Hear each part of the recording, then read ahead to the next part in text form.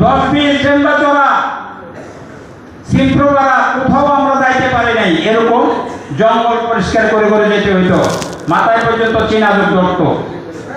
তাহলে 79 সনে মরহুম প্রেসিডেন্ট জিয়াউর রহমান যখন দেখলেন পার্বত্য এলাকায় একটা জাতি বসবাস করে, সেটা হলো উপজাতি। সারা বাংলাদেশের সকল প্রান্তরে পাহাড়ি, বাঙালি, বুদ্ধ, খ্রিস্টান, ত্রিপুরা, কুমিল্লা, আছে লালমাই, ঠিক না বেটি? তাহলে এখানে বাঙালি বসবাস করতে পারছে না কেন?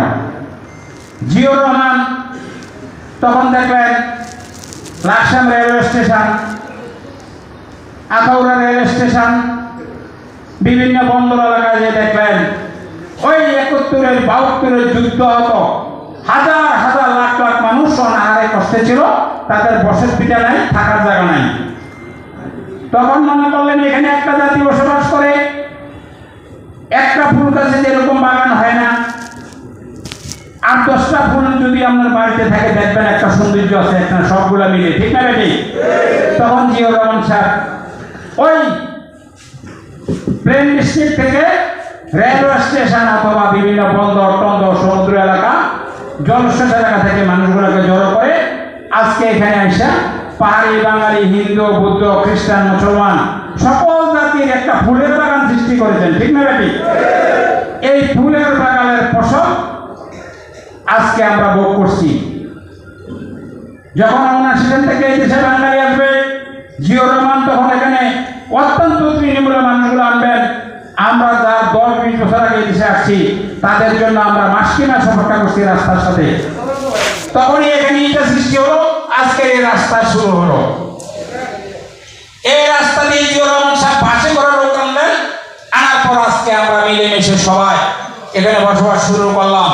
করার পর আজকে সকল সম্প্রদায়, যখন পার্বত্য এলাকা আজকে মানিকছড়ি জায়গা জমিনের যেই দাম, ফটিকছড়ি জায়গা জমিনের সেই দাম, ঠিক না বেটি? এটা অবদান কার? জিয়াউর রহমান। যে সব যদি এই রাস্তা না করতেন, এখানে বাঙালি না আনতেন, এখানে রাস্তা না করতেন, আর এখানে জনগণ না আনতেন, জনগণ না আনলে নিরাপত্তা বাহিনী না আনতেন, আসতো না আর্মি, আসতো না আনসার, আংশিক পুলিশ থাকতো রামগড়ে। আজকে সকল কিছু মরহুম প্রেসিডেন্ট জিয়াউর রহমানের অবদান। আনার পরে আজকে আমরা এখানে কি সুন্দর বসবাস করি, গ্রামে গ্রামে আশ্চর্য লাগে। এই উপজাতীয় ঘর, এই বাঙালি ঘর। আপনি দেখেন গ্রামে ঢুকেন, এই ঘর থেকে সেই ঘর দেখা যায়, পাহাড়ি আর বাঙালি বুঝে যায় না সে পাহাড়ি না বাঙালি। সাতমারার টিপরা কতগুলো আছে বুঝে যায় না সে টিপরা, সবগুলো ছাড়িয়ে এ ভাষায় কথা বলে, ঠিক না বেটি? সাতমারা রামগড়ের টিপরা পাহাড়ি দেখেন, সবগুলো নোয়াখালী ভাষায় কথা বলে। আজকে আমরা কত সুন্দরভাবে এখানে বসবাস করছি, সকল সম্প্রদায় মিলে আমরা শান্তিতে বসবাস করতে গেলে তখন এখানে একটা হাঙ্গামা শুরু করে বাংলাদেশ আওয়ামী লীগ বা ফ্যাসিস্ট দল আওয়ামী লীগে। এই শান্তিটা তারা পছন্দ করে না। বাঙালি মুসলিমের কয়েকজন লোক আওয়ামী লীগে করত, এরা ওই তাদের নেতা হলো বাবু কুঞ্জলাল ত্রিপুরা, তাদের নেতা হলো যতীন্দ্রলাল ত্রিপুরা, তাদের নেতা দিয়া আমাদেরকে শাসন করত। শাসন করে তারা কোটি কোটি টাকার মালিক। আজকে মানিকছড়ির আওয়ামী লীগ 100 জন আওয়ামী লীগার আছে, এক একজনে প্রাইভেট কারে চলতে পারে।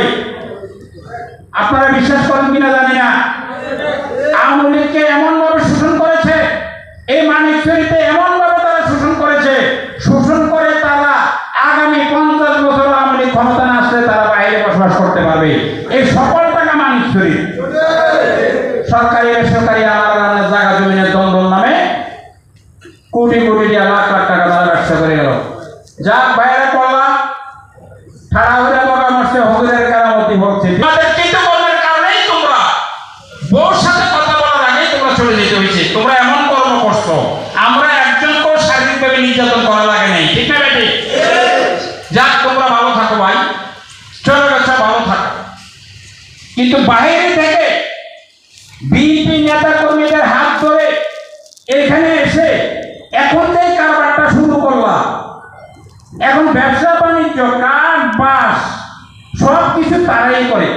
আমাদের আজকে এই তরুণ প্রজন্মের নেতারা খবর রাখে কিনি জানি না। লাকড়ি গাড়ি একটা লোড হলো, সেটা আওয়ামী লীগের নাম যায়, যুবদলের ওয়ার্ড সেক্রেটারির নামে।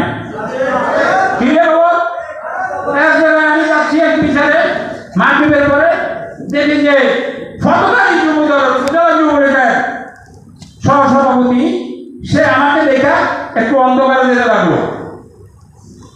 আমাদের পরে দাঁড়ালেন, এই বেটা দাঁড়াইছি, কাকা আসসালামু আলাইকুম, বাবা ভালো আছেন? আমি হ্যাঁ আছি। আমার লজ্জায় লাগলো। কি করো? গোল গাছের গাড়িটা লোড করে দিই আর কি, আমরা যাইতে পারি না, মানে আমরা হইয়া ব্যবসা করতে হয়। কার কান্দে করে আমি জানি না, যা বাবা করো, তোমরাই পারো। আমুলিকে পারে, তারা অতীত পারছে, এখনো পারে, সকল কাজ মাশাআল্লাহ চলে। তো চলো চালাইতে দেন। আর উপরে আল্লাহ একজন আছে, বিচার বিবেক আপনাদের কাছে। যারা আমলিকার মায়ের খাইছেন শারীরিকভাবে,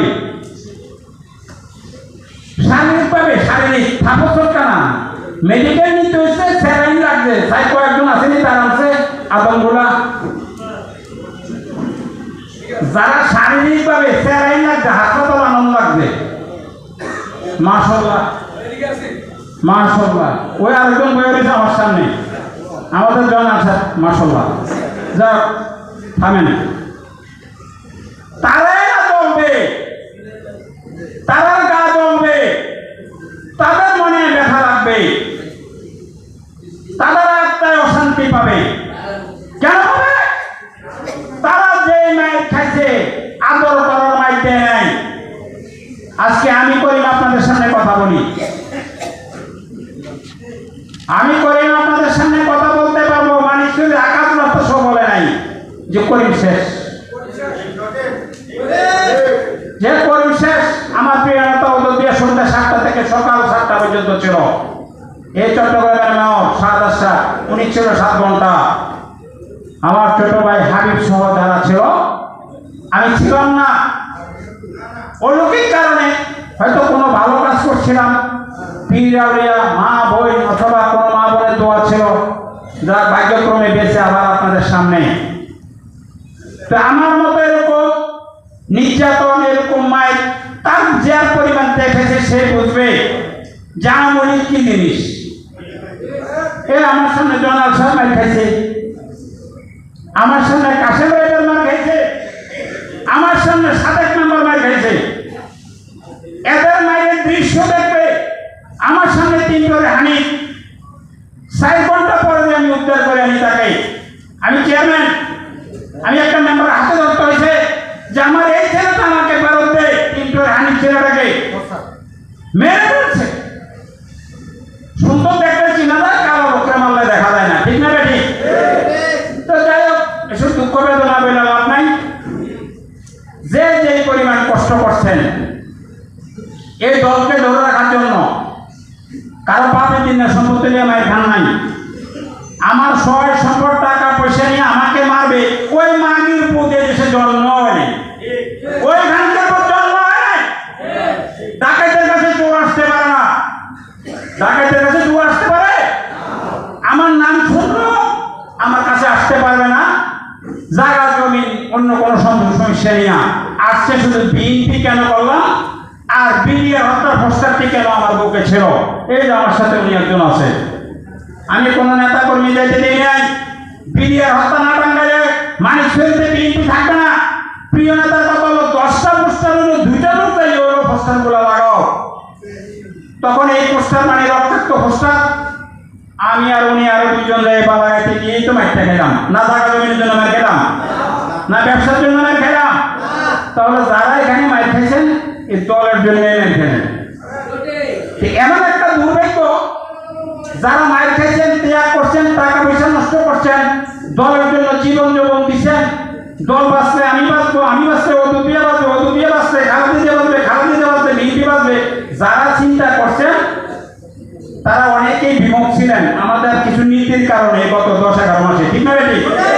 আজকে প্রিয় নেতা ওদুবিয়া সেটা টের পাইলেন, টের পাইয়া সাথে সাথে তিনি ওনার ওয়াদা অনুযায়ী বিচারটা করে দিলেন বিএনপির প্রতি, ঠিক না বেটি? আজকে বিএনপি উৎফুল্ল। আজকের আহ্বায়ক সদস্য সচিব তারা পাইল কি? গড়া সংসার, গড়া সংসার, ঠিক না বেটি? এই গড়া সংসার সৃষ্টি করে কে রাখছে? এই 3টে ওরেন্দ্রান্ডা হয়ে এই দ্বারা তারপর কুলঙ্গা দ্বারা, ঠিক না বেটি? এরকম কিছু নেতা কর্মী আছে, তারা চেহারা সুন্দর হয় নাই, তাদের পোশাক সুন্দর হয় নাই, তাদের সেন্ট আর স্ত্রী সুন্দর হয় নাই, তাদের সবার মন নষ্ট। তাদের মন সুন্দর হবে, তাদের মন ভালো হবে, তাদের চেহারা সুন্দর হবে। আগামী ফেব্রুয়ারিতে আমার আপনার নেতা, আমার আপনার অভিভাবক, আমার আপনার শেষ ঠিকানা সকল সম্প্রদায়ের খাগড়াছড়ি জেলার উজ্জ্বল নক্ষত্র ওয়াদুপিয়াকে এমপি বানাইতে পারলে তারা চেহারা সুন্দর হবে, ঠিক না? তাহলে প্রিয় নেতা ওয়াদুপিয়াকে কেন ভোট দিতে হবে? এই যে যেটাই বলছি, এটা প্রিয় নেতা ওয়াদুপিয়ার উন্নয়ন, এটা করাও শেষ, বিএনপির ক্ষমতা থেকেও শেষ। এটার কাছে বিএনপির কোন নেতা কর্মী ঢুকতে পারে নাই। 17 বছর কোন বিএনপি নেতা কর্মী যাতে আমরা ঢুকতে পারি নাই। আজকে আল্লাহর তরফে, আল্লাহর বিচারের কারণে আজকে আমরা ওয়াদুপিয়ার উন্নয়নের বইয়ের ভিতরে বসে আবার মিটিং করি, ঠিক না বেটি? আল্লাহর কাছে আমরা শুকরিয়া যে আল্লাহ দেশ নেত্রী আপসী নেতৃত্ব বেঁচে রাখলেন, বাসা বাড়ি জায়গা ত্যাগ করে নেওয়া ছেলে মেয়ে হারা আজকে নারী মহিলা একমাত্র বেঁচে আছেন। কোন দিন বিএনপি ক্ষমতা আসবেন, আসলে এরপরে আল্লাহ তিনি সুখ হবেন। এমনিভাবে আজকের এই প্রিয় নেতা কর্মীরা, আপনারা যারা দীর্ঘ 17 বছর অথবা 90 পরবর্তী পর থেকে, এরশাদের পর থেকে আপনারা যারা দল করেন, আপনারা মন খারাপ করবেন না। প্রিয় নেতার সাথে আমাদের কথা হলো, যাদের পদ আছে, যাদের পদ নাই,